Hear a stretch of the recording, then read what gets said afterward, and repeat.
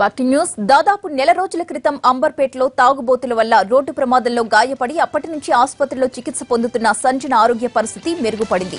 ఇవాళ డిశ్చార్జ్ చేశారు వైద్యులు. అయితే ఆమె పూర్తిగా కోలుకోవడానికి మరికొన్ని రోజులు పట్టొచ్చని చెబుతున్నారు.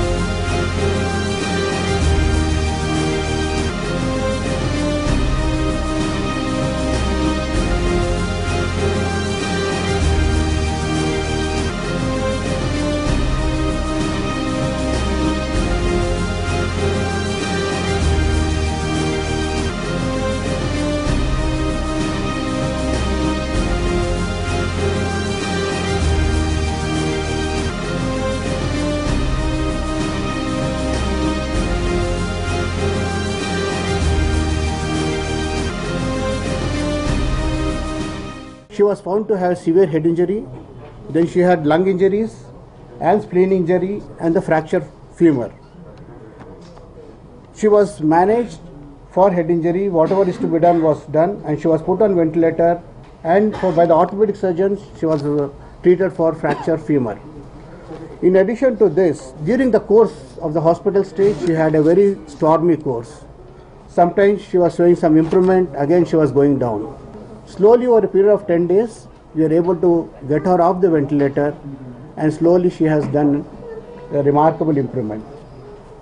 As of today, as you are seeing her, she is conscious, talking, recognizing relatives, asking for food and taking orally. And she is being discharged today. At present, except for her little hip problem, because of which it will take time to settle, otherwise she is fine. చాలా ఇప్పుడు కొంచెం పర్వాలేదు, కొంచెం ఇడ్లీ కూడా తింటుంది, అంత మంచిగా ఉంది. ఇప్పుడైతే ప్రస్తుతానికి కాలు ఒకటి 3 వీక్స్ తర్వాత సార్ రమ్మన్నారు, మెల్లమెల్ల నడుస్తుందని చెప్పారు. కూర్చోబెడితే కూడా పెయిన్ అయితే ఏమంటలేదు, ఎక్కువసేపు కూర్చుంటే పెయిన్ అంటుంది అంతే. ఇబ్బంది అంటే కొంచెం కాలు నొప్పి అయితే ఉంది, కానీ హెల్త్ ప్రకారం అయితే అన్ని తింటుంది, కొంచెం పర్లేదు. చాలా మంచిగా చేశారు డాక్టర్స్, అందరూ చాలా దేవుళ్ళ కాపాడారు అమ్మాయిని. డాక్టర్స్ అయితే చాలా దేవుళ్ళ కాపాడారు. పాపని ఈ స్టేజ్కి తీసుకొచ్చిందంటే కేవలం డాక్టర్స్ వల్లనే ఈ పాప ఈ స్టేజ్కి వచ్చింది. మాట్లాడుతుంది. చెప్పి హాయ్ చెప్పు. హాయ్ చెప్పమ్మా. పేరు చెప్పు తల్లి, నీ పేరు చెప్పు గట్టిగా. ఏం చదువుతున్నావు చెప్పు. చెప్పు ఏ క్లాస్? స్కూల్కి వెళ్తున్నావు నువ్వు? ఏ క్లాస్ చెప్పు, గట్టి చెప్పు.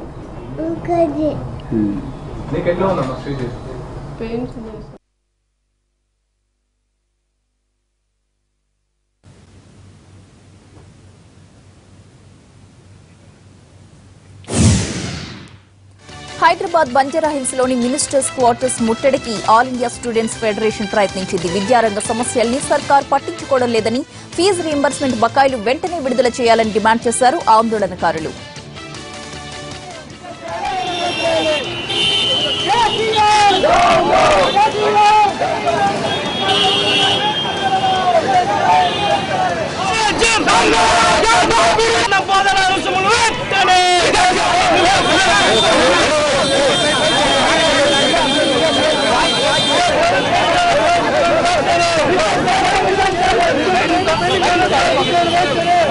డిగ్రీ కళాశాలలో జరుగుతున్న ఎగ్జామ్లు అన్ని పోస్ట్ పోన్ జరిగినాయి.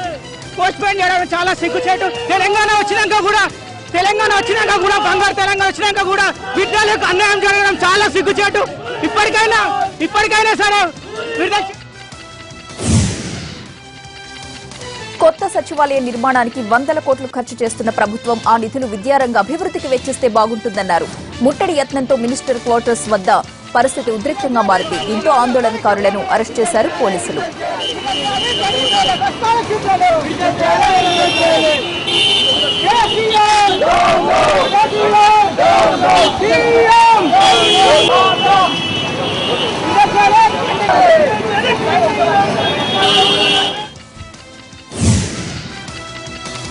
ఏపీ ప్రివిలేజ్ కమిటీ సమావేశం రెండో రోజు సమావేశమైంది. ఇవాళ 6 ఎమ్మెల్యేలు హాజరు కావాల్సి ఉండగా 5 అటెండ్ అయ్యారు.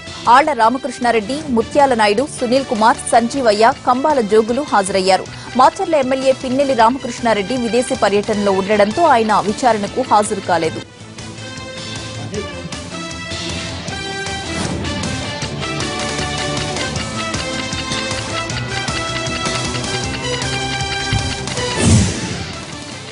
ప్రజా సమస్యలపై పోరాడుతున్న ప్రతిపక్షాల మీద టెర్రరిస్టులని ముద్ర వేస్తున్నారు అంటూ ఏపీ సీఎం చంద్రబాబుపై మండిపడ్డారు సిపిఎం రాష్ట్ర కార్యదర్శి మధు.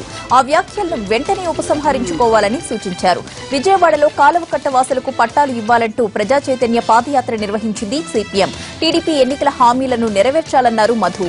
హోదా కోసం అసెంబ్లీలో పోరాడుతున్న వైసీపీ ఎమ్మెల్యేలను ప్రభుత్వం విచారణ పేరిట వేధిస్తోందని, రోజాలాగానే మిగిలిన ఎమ్మెల్యేలపై కూడా వేటు వేయాలని చూస్తున్నారన్నారు. విభజన హామీల అమలు కోసం ప్రతిపక్షాలన్నింటితో కలిసి పోరాటం చేస్తామన్నారు మధు.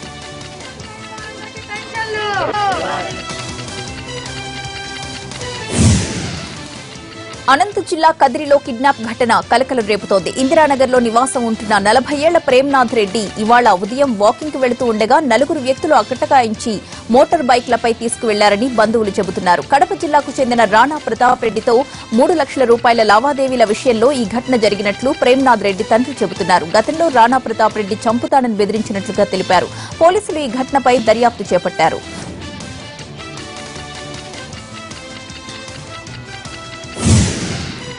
ఏఓబీలో జరిగిన ఎన్కౌంటర్ పై హైకోర్టులో విచారణ వచ్చే బుధవారానికి వాయిదా పడింది. మల్కన్గిరి ఎన్కౌంటర్లో చనిపోయిన మావోయిస్టుల మృతదేహాలను విశాఖకు తరలించాలని హైకోర్టును కోరారు పిటిషనర్. అది ఒడిశాలో జరిగినందున తమ పరిధిలోకి రాదని స్పష్టం చేసిన ధర్మాసనం ఎన్కౌంటర్ పై పూర్తి సమాచారాన్ని అందించాలని ఏపీ ప్రభుత్వాన్ని ఆదేశిస్తూ విచారణను బుధవారానికి వాయిదా వేసింది.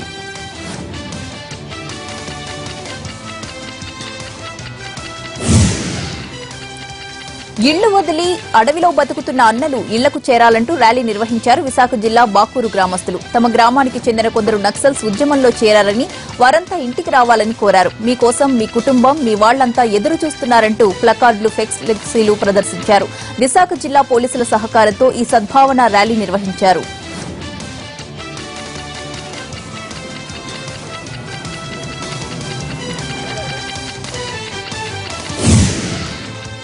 నివురు కప్పిన నిప్పులా ఉంది ఆంధ్ర ఒడిశా బోర్డర్. మల్కన్గిరి అటవీ ప్రాంతంలో జరిగిన ఎన్కౌంటర్ లో మావోయిస్టు అగ్రనేతలకు గాయాలైనట్లుగా భావిస్తున్నారు పోలీసులు. గాయపడిన వారు ఎక్కువ దూరం వెళ్లే అవకాశం లేదు కాబట్టి ఆ చుట్టుపక్కలే ఉండొచ్చని అనుమానిస్తున్నాయి బలగాలు. ఏపీ ఒడిశా బలగాలు అటవీ ప్రాంతాన్ని జల్లెడ పడుతున్నాయి. సుమారు 400 మంది సిబ్బంది కూంబింగ్ జరుపుతున్నట్లు తెలుస్తోంది.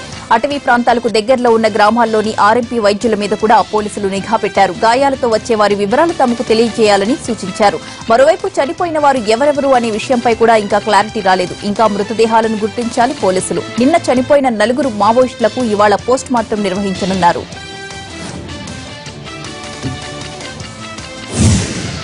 పాక్ రేంజర్ల కాల్పులను తిప్పికొట్టింది భారత్. నిన్నటి నుంచి జరుగుతున్న ఎదురు కాల్పుల్లో 8 మంది పాక్ రేంజర్లు చనిపోయినట్లుగా తెలుస్తోంది. కాల్పుల విరమణ ఒప్పందాన్ని ఉల్లంఘించిన పాకిస్తాన్ ఆర్ఎస్పురా సెక్టార్లో దాడులకు తెగబడింది. అయితే వాటిని తిప్పికొట్టాయి భారత బలగాలు. 15 బీఎస్ఎఫ్ పోస్టులు టార్గెట్ గా పాక్ రేంజర్స్ కాల్పులు జరపగా వాటిని తిప్పికొడుతున్నాయి.